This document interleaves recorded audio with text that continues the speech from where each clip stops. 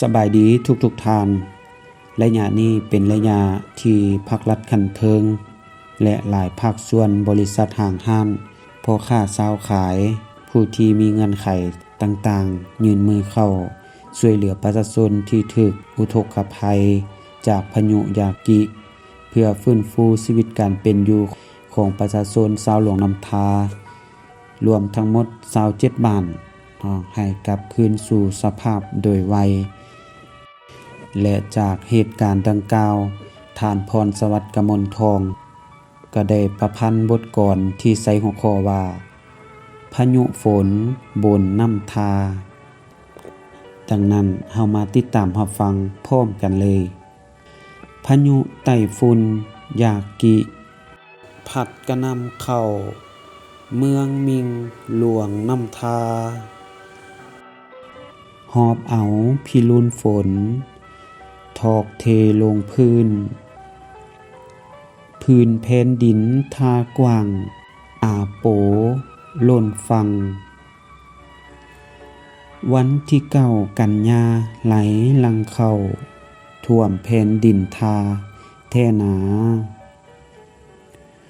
อุทกภัยครั้งนี้สุดที่นักหนานำมาผลเสียหายต่อหอเฮือนห้านอาคารโรงเรียนโรงหมอพร้อมสนามบินกว้างใหญ่น้ำประปากระแสไฟฟ้าสนองได้บ่ทั่วถึงแท้แล้วไฮสาลีส่วนกล้วยท้องทงหน้าปีมีทั้งหนองปูป่าเดี่ยละสารสัตว์เลี้ยงเตียงนอนทั้งเล่าเข้าอุปกรณ์ปรุงแต่งเครื่องแต่งกายเอย่องผ้าห่มแพรบิ่งเฮาหนา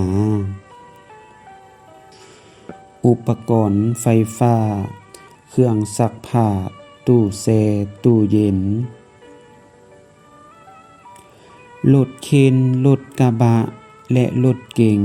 แช่ลงในน้ำแม่นเทวาองค์ได้สร้างเคาะเข็นกำกอจึงมาโพดภายให้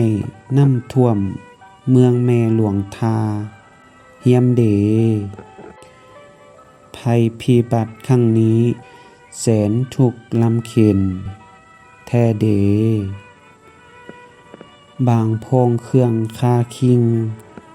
โหมกายขาดซอยบางพองขาดที่ส้นนอนดายเป็นเป่าบางพองเข้าขาดท่องนองเน็ดน้ำตาอีตนเดผู้ประสบขอให้ขอวอนวิ่งมาหาชนชาวลาวที่อยู่ไกลและใกล้ขอให้มาสู่ส่วนปัจจัยย่อยืนเดนาเพื่อฟื้นฟูชีวาให้พ้นผ่านวิกฤตการณ์นี้ทอน